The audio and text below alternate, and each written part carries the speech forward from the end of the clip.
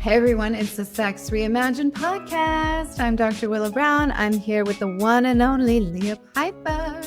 And we're going to be talking about chakras today because, sometimes you see people who are walking around and they're in their radiance and they have no problem in being in their sensuality and they're just very magnetic.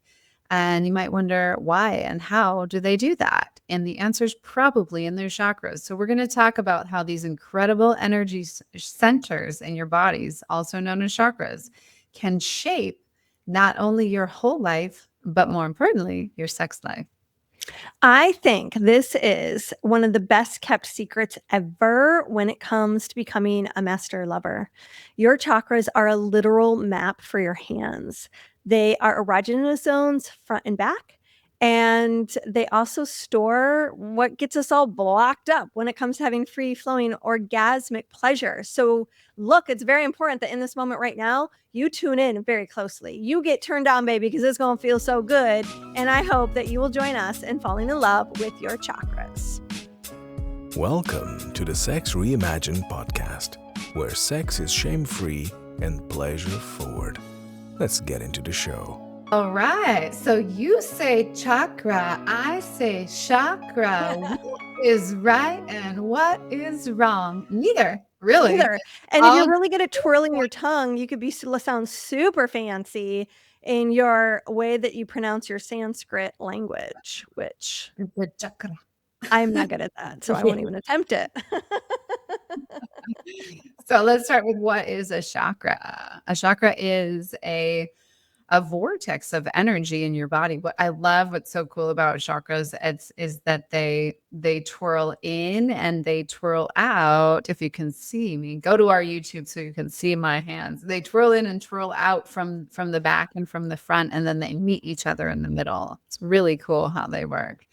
And I think the word is Sanskrit. I know it's Sanskrit. I think it means wheel, like a vortex or a wheel of energy. And, some schools of thought say that we have 8 chakras. Some say we have 9. Some say we have like 109. There's all different schools of thought. You could even think about the meridian system as having little chakras all over it. So, we are like the earth, and the earth has these pools of energy, these high frequency fields. Sometimes it's a mountain range. If you've ever been to the Dolomites, oh my God, the mountain range is full of this vortex of energy. If you've ever been to the Pacific Ocean, there's a huge vortex of energy there. So we've got these pools and these vortexes of energy in our body as well. And these bigger ones, similar to the oceans and the mountain ranges, are the chakras in our bodies. Yeah, my definition, I'll riff off of that, is that the chakras are these spinning circles of energy. It's 3-dimensional. They're not just these flat discs, but they've got a front and a back. And they are extensions of our brain they carry energy, they carry intelligence, they carry consciousness. And they're like these brilliant containers also. So it helps us with our nervous system regulation when we go through things that are stressful in our life. Each of these chakras, because they carry a psychological theme, store that which we cannot process to give us a little bit of space so that we can move through a crisis, get on the other side with the hope that when the dust settles, we can go back in and we can finish feeling that which we couldn't completely metabolize in the moment. So they have a psychological value. Then they also have this energetic value. So when they get aligned and they're connected to each other, it helps you move energy more seamlessly through your system, which is why it really connects to sexuality, because when you can run energy through all of your chakras and you've sort of purified the chakras so they're not holding a lot of the residue from the past, what that means is you can run a lot more pleasure safely and effectively throughout your whole system, which is so potent and powerful and pleasurable. The other thing that it can help you do when you have a good relationship to your chakras is it will help you move through emotional energy in the present time moment with more elegance and grace. What I mean by that is you don't have to stay triggered for as long because you can process your feelings in real time with greater skill. Yeah. Now, from a more Eastern approach, less Western approach, the Western approach would be sort of the more psychological influence of studying your chakras. The Eastern approach would be more metaphysical, more esoteric. And what we do there is we visualize the chakras and their sacred geometry. We chant the sound, seed, syllable of each chakra. We build a relationship to the chakras. We meditate with the chakras. We do all of these things to get in touch with the chakras from a metaphysical standpoint, all with usually the same motivation, which is get me ahead on the God game, fuel my enlightenment, help me have transcendent experiences, both within the body and also beyond the body. So the chakras can be very significant from an energetic and a spiritual standpoint. Wow. So I love that. You can think about them all as like, you can think about the whole system as like a map to getting yourself, I love that, closer to God, because, and if you're not sure, like which chakra do I go to and how do I open it and what's the deal, then you might look to your life and be like, well, what's going on in my life? Okay. I'm feeling really shitty in my job. I'm feeling like my boss is overpowering me. I'm feeling disempowered. Okay, then we have some information. I'm not able to speak up or speak my truth in my relationship. Okay, that's good information too. So you can look at your life and see, like, where are you feeling stuck? Where are you feeling like you can't have ease and flow? And that will guide you and direct you to which chakra to focus in on and where to really start to move not only sexual energy, but also vibration energy, sound and frequency.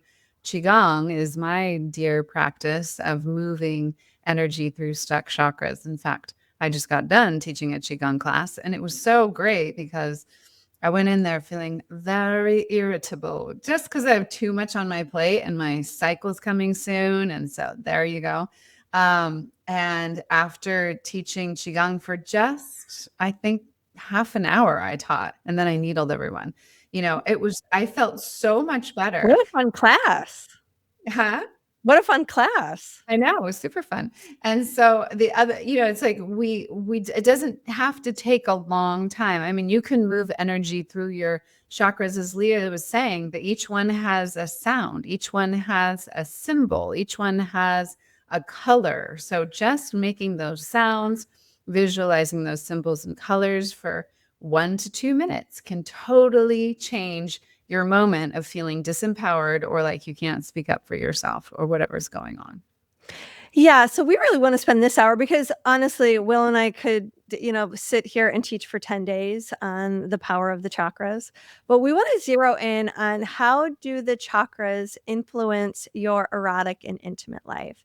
And I've done actually a really big deep dive on this topic. I've got a masterclass on the erotic power of the chakras. If you want to check that out, it's a $55 class, and you'll get a whole ebook. It's super cool. Go to moreloveworks.com/the-erotic-of-chakras. And you can learn even more than what we could do for you in this episode. But I think we should probably start by talking about where the chakras are as a starting place. Because like Will mentioned, there's 7 of them. There's 7 of them in the body, and each of those 7 chakras are related to each of your endocrine glands. So that's another thing, is balancing and opening these chakras helps to balance and open your hormonal system, which has a lot to do with how you feel emotionally. Have you noticed? So anyway, let's start at the root chakra.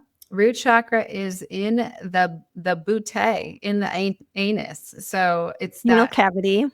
The root of who you are. It's like this place in your body where if you are having a tight ass, you might be feeling like, well, I'm just not safe in this world. I'm not feeling secure.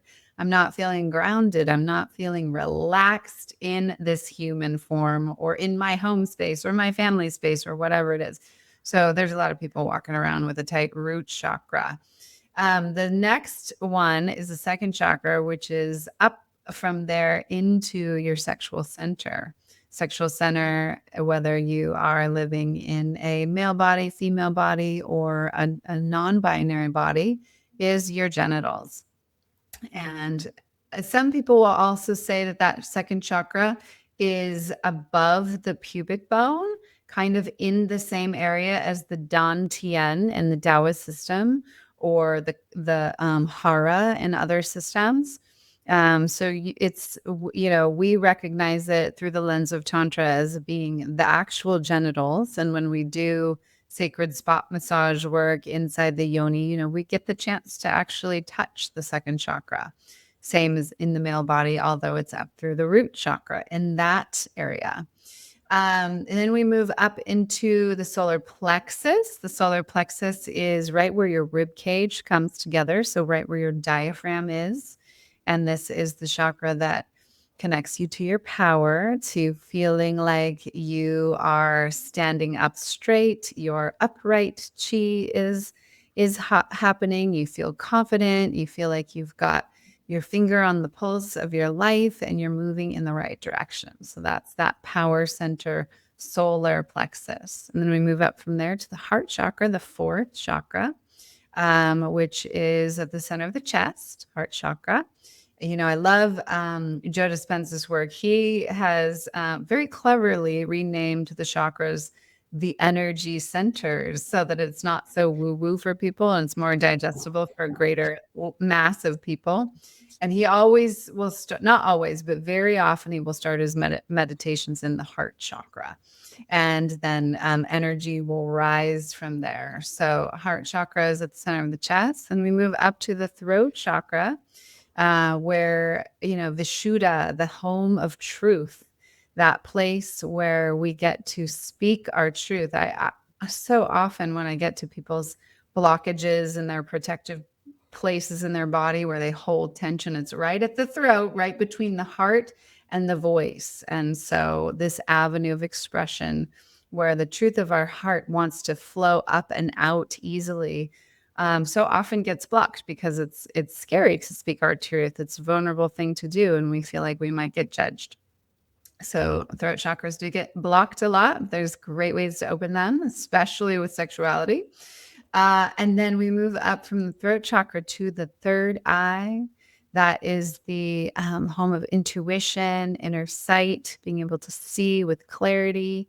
And then we move from there up to Sahasrara, the one in the crown. And what I love about the crown chakra, what's so cool about that is it's symbolized as a lotus flower that's upside down on your head. So all the petals are dripping their energy down through your brain and really igniting the rest of the chakras all the way down the stream.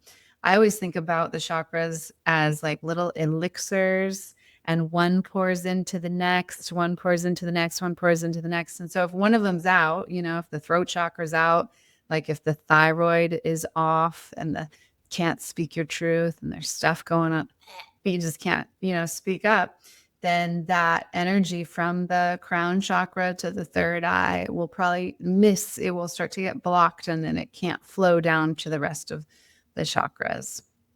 Yeah, what's interesting from again, more of an esoteric perspective is that each of the chakras has a form of sacred geometry. There's also petals associated with each of the chakras, and those petals signify the nadis, Nadis, and they're the energy meridians that are like veins that run through the system and carry energy. So each of the chakras has a certain number of petals. And then that crown chakra is the 1,000-petal lotus. It is like where your mind goes into the everything. It's that non-dual perspective. And I love the idea of the petals dripping and pouring into each other. It's one of the biggest aims is to get your chakras balanced and in connection with each other. So in our tradition, we really use touch as a way to buoy circuitry between each of the chakras. And this comes about in many ways. If you are a good partner, that part of your job in partnership is not only to arouse and delight your partner with your touch, but to comfort them, to hold them, to support them. So touch is such an interesting method with which we love. And we love in so many different emotional ways. Mm-hmm. So when when a little kid or your partner, is feeling bummed out and discouraged and they're kind of aching, and maybe something's happened to a loved one. Maybe there's in a fight with a friend or a boss or whatever the case may be. How might you use your hands to bring comfort to them? So I'd like to take a look at the chakras oftentimes when it comes to intimacy and partnership. And I'm listening to someone's story, right? Their story of woe. What's their story of woe right now? What are they processing? What are they trusting me with when they're sharing something that's heartfelt and means something to them? And maybe it's a story of distress. Maybe it's a memory of great delight. I don't know. But I'm listening in a different way when I'm using my chakras to attune to what the story means to them, because there will be themes in the story. If they just got reamed out by their boss who did it in front of their colleagues, they're feeling humiliated, they're feeling angry, they're feeling outrage, they're feeling maybe hopelessness. They're feeling so disempowered. There's a way with which I know and then in the middle of it, they couldn't stand up for themselves. So when you know the psychology of the chakras, then you know where you can put your hands. So I know right away by listening to that story about their boss that their power center feels collapsed. So I may bring my hand to the back of their back and offer them support. I can feel like how crushed they are, like the outrage that they probably feel in their heart. Like their heart is feeling so closed down right then. I might put my other hand on the front of their heart. Then I might move my hand to the back of their neck because I know that they lost their ability to stand up for themselves and speak up, right? It's like they felt so shut down verbally that they kind of shrunk in on themselves. So that gives me a clue right there. Those 3 chakras, I can understand that they're going to need a little extra support. And those would be smart places for me to just be bringing a sense of consciousness in the way that I want to support them. So that's one way that I can hear a story and know how to touch. And that offers them emotional healing in addition to support. And when we're in relationship, whether we like it or not, it's also our job sometimes to be their emotional healer. And so from a tantric place, that's something that we take great pride in. We want to be that for our lover. We want to be their safe place. And so now if we were to take a look at this from a lover perspective and from an arousal perspective, we can help our partner experience more pleasure and move pleasure from different places. I mean, I think a lot of people would think, oh, second chakra, area of the genitals, ding, ding, ding. Oh, relationship, the heart, ding, ding, ding. Like those must be the 2 most important chakras to sexual intimacy. I But have more another, so. yeah, but I want you, Willow, first to go, what would you add to the sexual realm when it comes to the chakras? Well, first, I just want to say I will never forget when I first started like seeing the chakras as they were opening, like the yantras, the sacred geometry shapes. When those images started flashing through my mind as those chakras were coming more and more online in my system, that is a fucking cool psychedelic experience and totally available to everyone. You don't have to take anything to feel that. All the medicine you need is in your body. But like, I would say the voice, the throat chakra is one of the most crucial ones for sexual energy and for opening up. Also, because it's where so many of us get blocked, right? Yes, of course, the heart, of course, second chakra, the genitals, but like the throat is one of those really very underutilized chakras in sexuality, because everyone's afraid to make sound. Like, I don't want to sound like a porn star, and I don't want the neighbors to hear, and I don't want the kids to hear, and we don't want anyone to know we're having sex. That would be terrible, And so what Source Tantra really has echoed out into the tantric universe is like sound, sound, sound. And I came into Source Tantra with Leah and Charles as my teachers when I was teaching Taoist sexology, whereby we really bring the sound in. So not a lot of outward sounding, but a lot of like inward breathing and inward sounding, just to bring all of that frequency and vibration in. So both are really valuable, but it's just about where you're placing your consciousness and your energy. And I have learned through the sounding and the opening of the throat chakra, like how much more expansive and how much more profound I can make my arousal chi field expand. So that is one of those chakras that I think we need to use more of inside of sexuality. And the other one that gets so deeply underutilized is the root chakra, baby, because nobody wants to touch the asshole. That's where poop comes out. It's dirty, but actually, there's so much fucking pleasure up your ass. You have no idea until you go there. And so, there is something too about, the profundity of like opening up the root to rise the energy all the way up through the voice and all the way up through. Then, I mean, your third eye and crown chakra are just going to be through the roof. I think I echo everything you said about the throat chakra. I think of the throat chakra as the great magnifier for all the lower chakras. It is what is going to take that feeling that is so sexy in your genitals and get it up your body so the rest of your body can feel and dip into the pleasure bath too. So when you start to feel, when you practice making the sounds that feel good, that are happening in your body, it amplifies it's the intensity meter. And you got to practice it enough so it doesn't feel contrived and it feels natural and it feels more of like an authentic expression.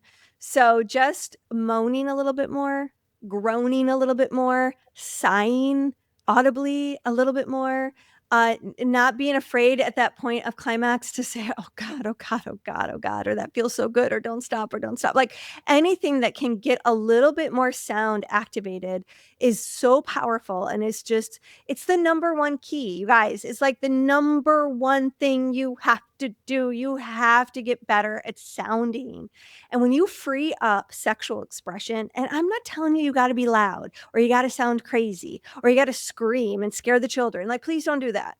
Grab a pillow, muffle it, do what you got to do, but allow your vocal cords to create the resonance, because that has pitch and frequency, and that carries your sexual energy further. And it also helps unblock where your sexual energy may be a little constricted. It'll unblock that constriction. It'll free it all up. And your orgasms will be so much longer.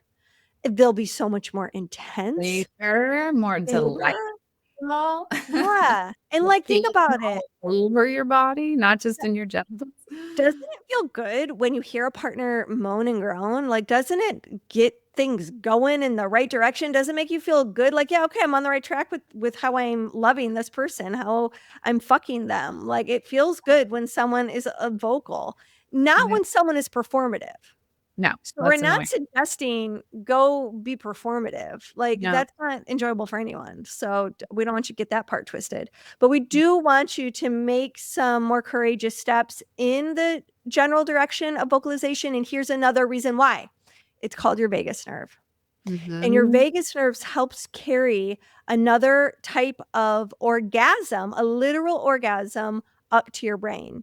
It's the only nerve pathway that runs through the genitals, up the front of the body to the brain. And that nerve pathway passes through the heart and passes through the throat. It's through the throat that it enters the brain, which is why it's so powerful to exercise your vocal cords, to get that vagus nerve online. When people are paraplegics, meaning they have spinal damage that prevents them from being able to walk, they're still able to have orgasms because of the vagus nerve, because the wiring that goes from the front of the body isn't damaged, only the wires in the spine. All these things make sense when you start turning on your ability to make sound. So to me, the throat chakra is the most important chakra when it comes to sex. Yeah, I would agree. And the other thing too about the vagus nerve is, when we're looking at the meridian map in the body, there's a yang meridian, which runs up your spine, and there's a yin meridian, which runs down through the front midline of your body. So the yin meridian runs along the vagus nerve, and yin is all about receptivity. So we also call the yin meridian the receptive vessel. So if there's something you want to receive more of in your life, like more sense of empowerment at work and being able to speak up to your lover, your partner, then that is like opening up that vagus nerve, opening up that yin receptive vessel pathway with sound is definitely going to work. It works every time. We've been doing this for decades. It's never not worked. So give it a whirl. Yeah, that's the power of the throat. Now, the genitals, of course, the second chakra, it's where it's where the highest count of nerve endings are for your sexual arousal. And it's a chakra that's quite potent and powerful. It can hold a lot of shame. Our issues with rejection often get stored in the genitals. When we're told that our desire is too much, our sexual energy is too much, we're too much, our needs are too much, our wants are too much, that feeling of too much is often stored in the genital area. And then there's feelings of inadequacy. Like there's something wrong with our libido. We are broken. The stories that we hold around inadequacy and not being enough can get stored in the genitals. Mm-hmm. A lot of things having to do with the opposite sex, but also the same sex. I think for some women, what can get stored there is our experiences with painful gynecological experiences, Or falling on the bike when you were a little girl. Remember that? Getting your bar, crotch smashed with the fucking bike bar. That or sucked. being kicked in the nuts, Oh God, so painful. Yeah, I feel like there's a lot of shoulding going on in the second chakra. Like we should look a certain way, we should sound a certain way, we should move a certain way inside of sexuality. We should be wetter, or we should be harder. Yes, we're shoulding all over ourselves. And if you think about that word should, it implies shame. It implies that you are not what you are, that you should be something other than what you are. So therefore you are not, okay. And so that's the other thing that really gets lodged down in that second chakra, shame. I mean, it can be found in any chakra, but boy, do we find it there quite a lot. And not just personal shame, but systemic cultural shame. If you haven't cleared the systemic cultural shame from your own second chakra, I invite you to do so. Help the whole world out. I think even more so familial shame, the shame that gets passed down from generation to generation about what your genitals are, how dangerous they are, how seductive they are, and like all the things that says how bad that makes they us wrong. Yeah. But they're also a playground. And so you want to be really skilled at playing the instrument of the second chakra. So you want to learn how to be a great stroker if you love penises. You want to learn how to diddle a sweet yoni if you love yonis. The way that you touch with skill the genitals is a worthy thing to study and be curious about, and to be not just proficient, but to see it as an art form. And if you're listening to this podcast, you are probably interested on how to be a better lover. You recognize that we're not just born knowing. Yes, we all have a biological imperative that helps us just figure it out. But there's a difference between treating sex as a biological imperative and treating sex as an art form that you want to master, that you want to experience poetry through, so to speak, or that you just want to get down and dirty with, because there's lots of ways that we can play with the second chakra that makes it hum with ecstasy. So learning the skills. And I think too, one of the things I think is really unique and why I wanted to bring up the second chakra next is because it's one of the only chakras you can touch the center of. You can go inside the genitals of a yoni owner and you can touch the center of that second chakra, which is really profound. And I think that's why when a lot of vulva owners receive sacred spot massage or G-spot massage, it's why there is such an emotional phenomenon when that chakra starts to unwind and you start to really feel like the center of its energy. It's really quite rich. It can be very tender, very emotional. And then it leads you to really transcendent experiences of pleasure. And those things all are able to flower, again, I think, with presence and skill and whatnot. And although you can't do that with a man's penis, we can all go into another chakra, which Willow alluded to earlier, which is the root. Before we go into the root, the Sanskrit word for the second chakra is svadhisthana, which means the home of the true self.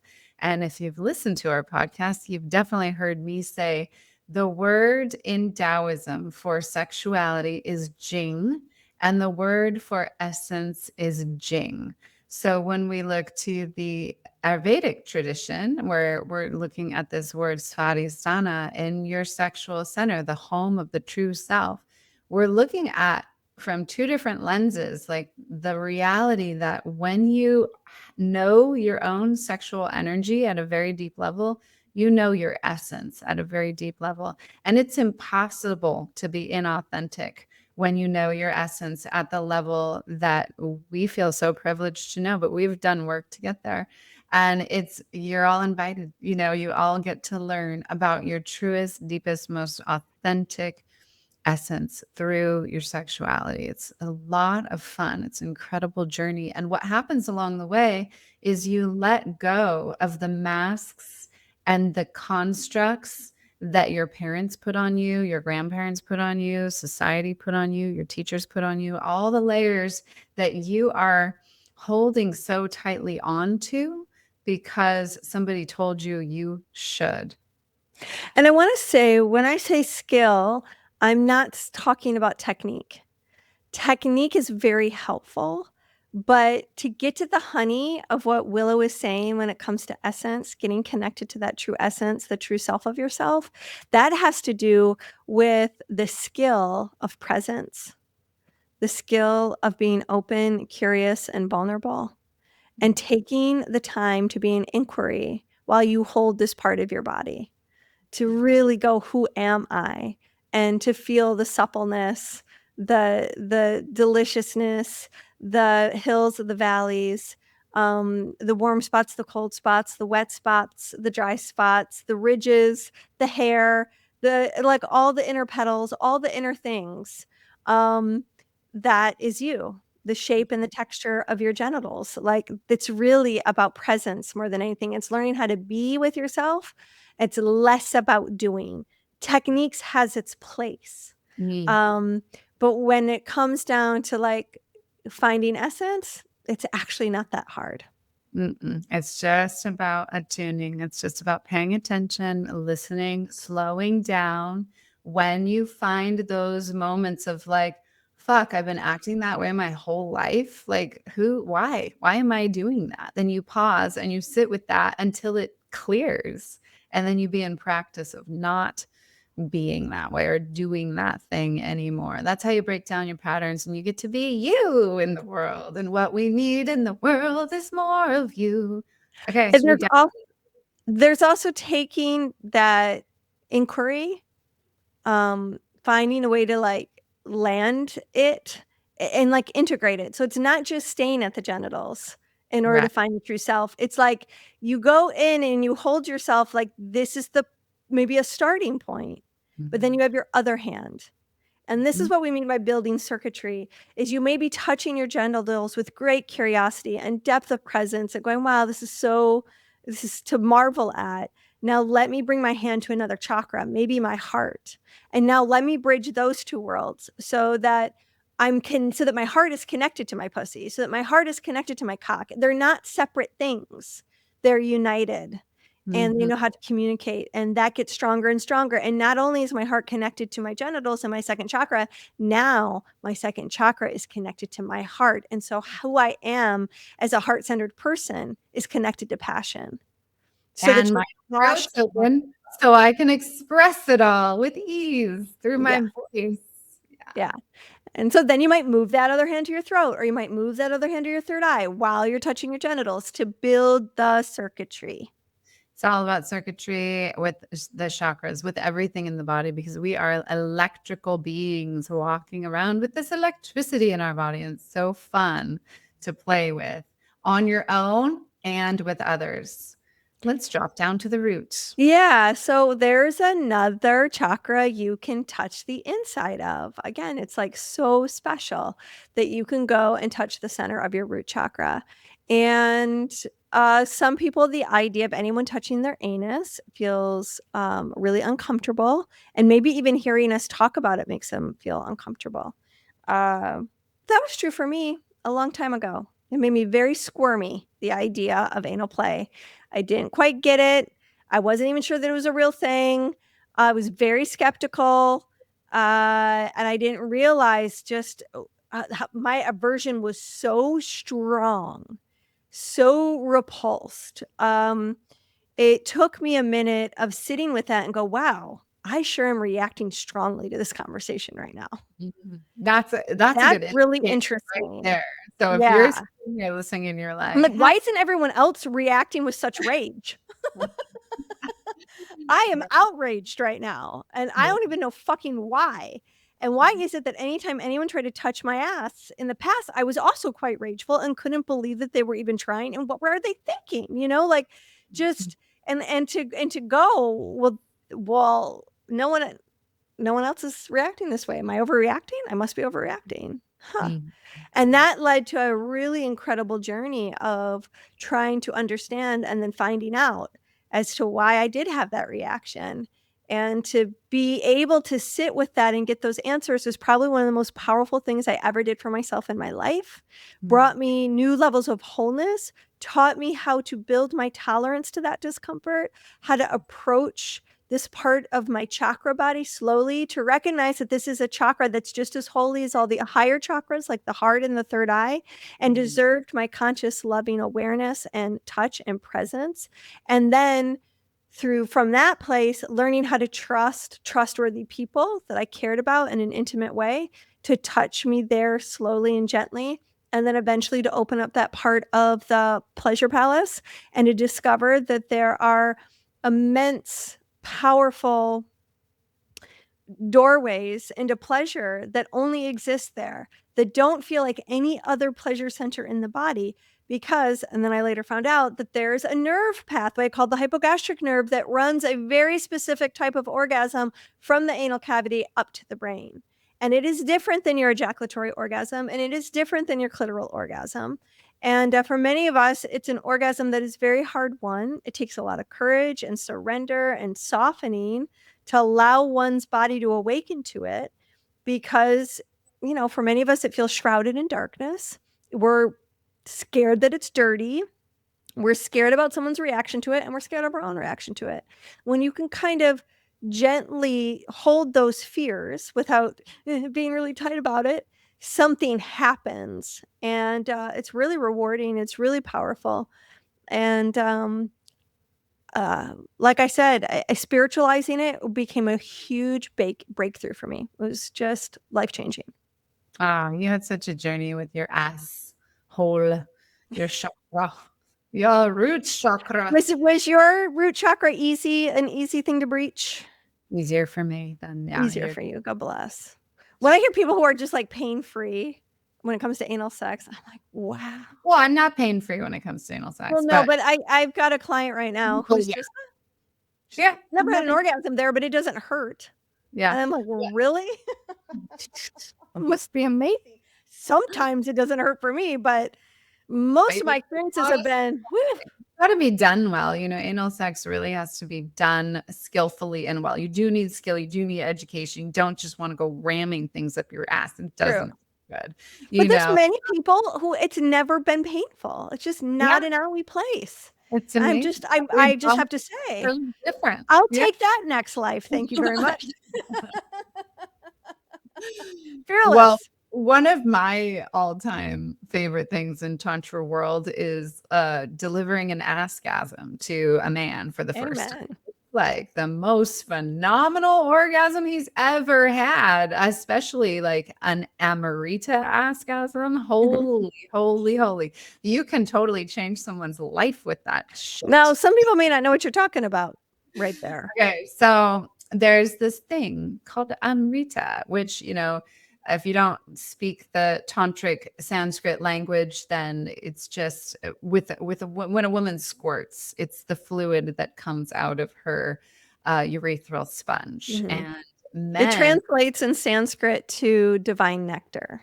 That's right. It's divine. It's really, really powerful when Amrita comes because it's a deep cleansing of all of your chakras, particularly your sexual ones. And men sometimes have this warm, clear, totally smell-free fluid that comes out of their ass when they have an assgasm.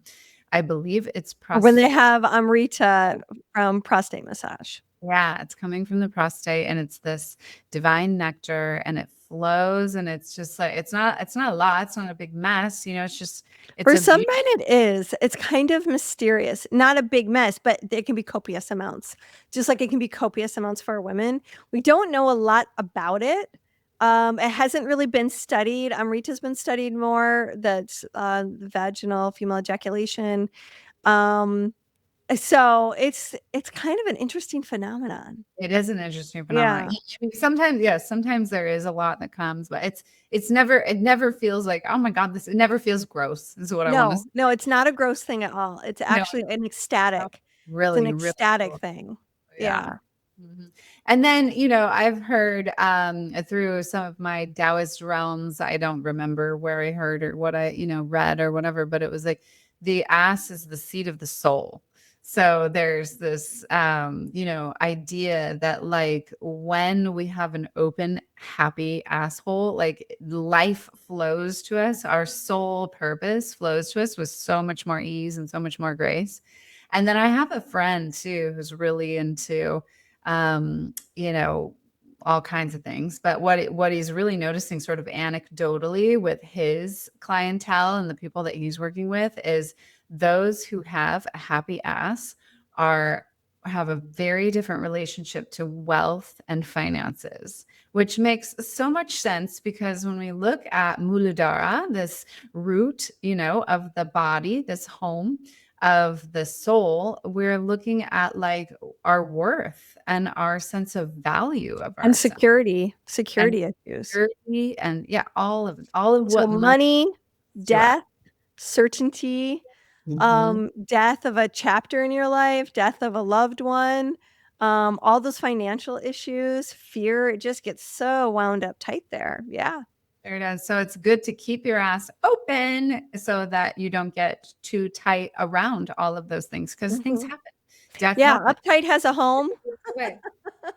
There's a reason why we call people a tight ass.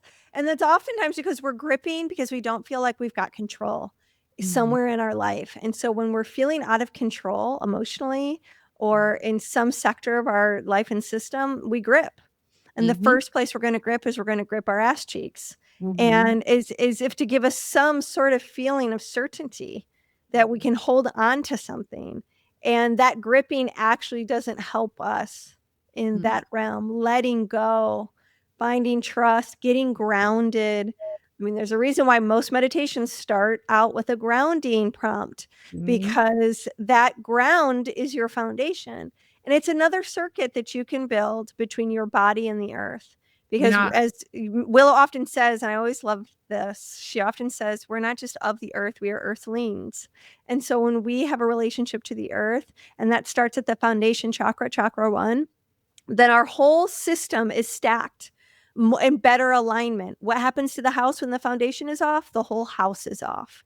Right. So getting your chakras stacked in balance right from the beginning of that foundation chakra is a way that you will live in more harmony with your alignment. And when you're in alignment, things just flow. Yeah.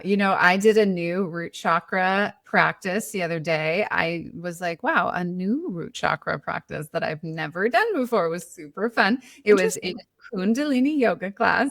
And it was like, we're sitting, however we were sitting cross-legged or however we were. And then we were just bouncing, like lifting our hips and then bouncing our booty on the ground. Just like, don't.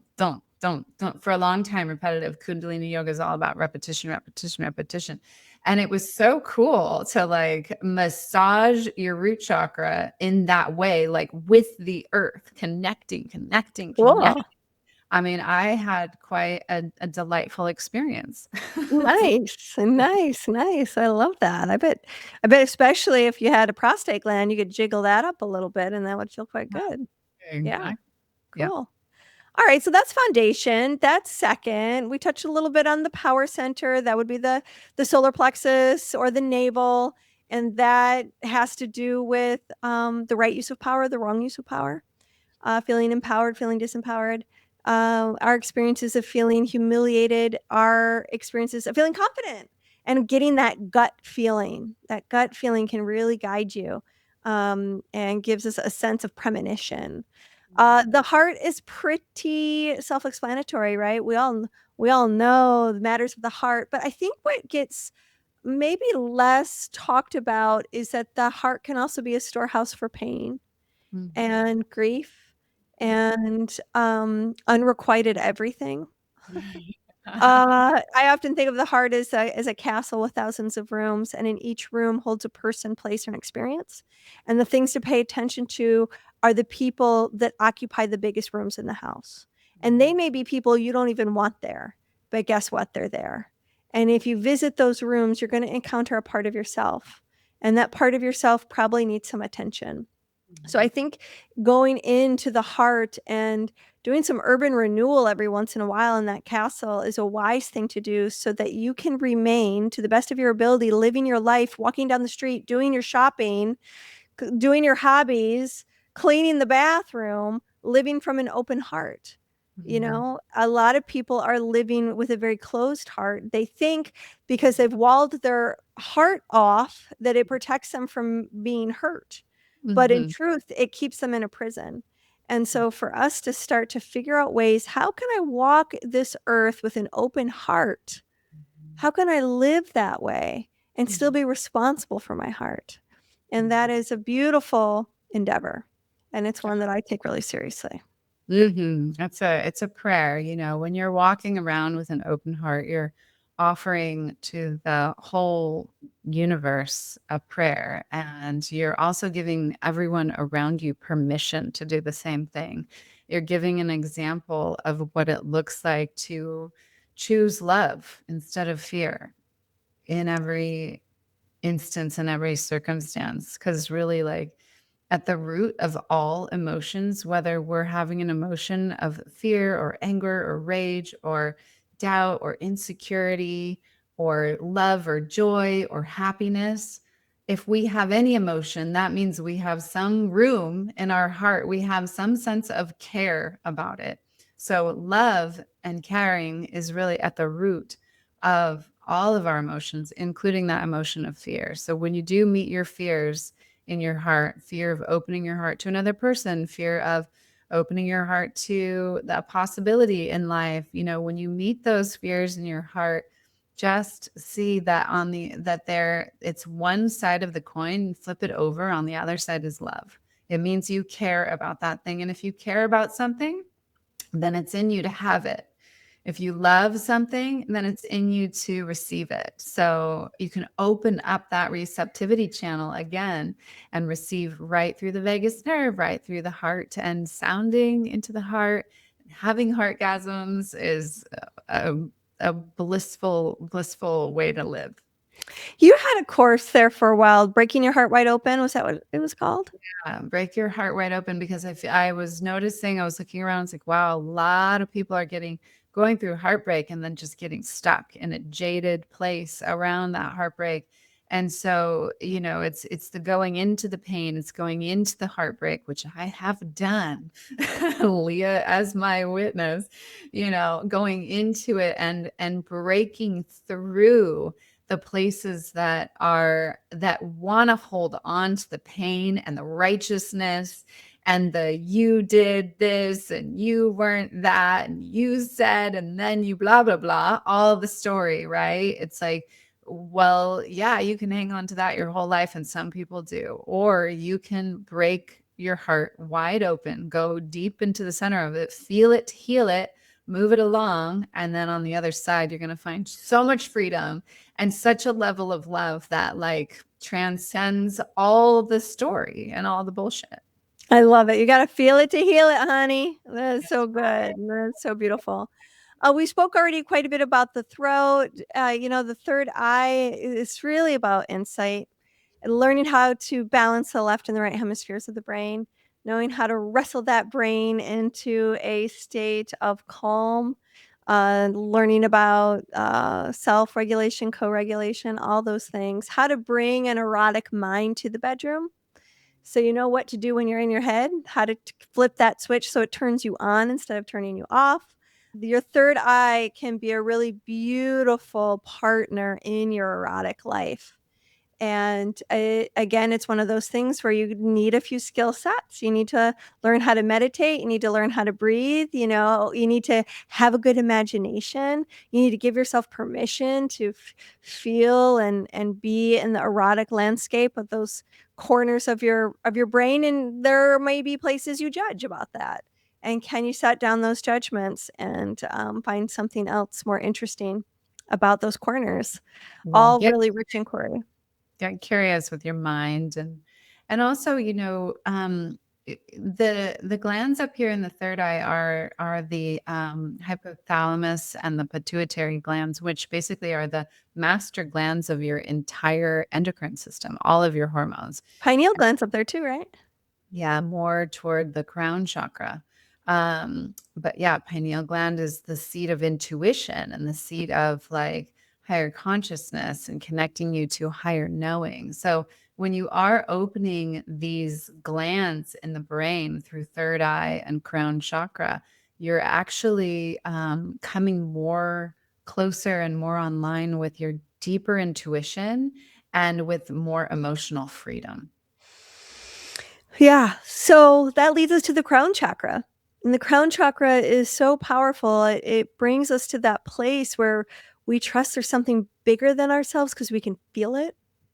It's where we can take an experience so profound that it lives inside of us, but it also lives outside of us. It's like, it's where we drop the either or and we become the and we're a part of the everything. We're not only a part of the everything, but we're also a part of the void where there's nothing. It's like there's so many paradoxical experiences there in the crown chakra. It feels very spacious, very universal, very cosmic, very psychedelic. And in the shadow realm of it, we can have things that are very distorted, lots of illusion, a lot of deep psychosis in terms of really mental health distortions can often be found in the crown chakra. So gaining clarity and finding a thing that is bigger than you, that makes you feel like you belong, not just in your body, but in the cosmos too. It's for those, yeah, it goes beyond insight. Mm-hmm. Mm-hmm.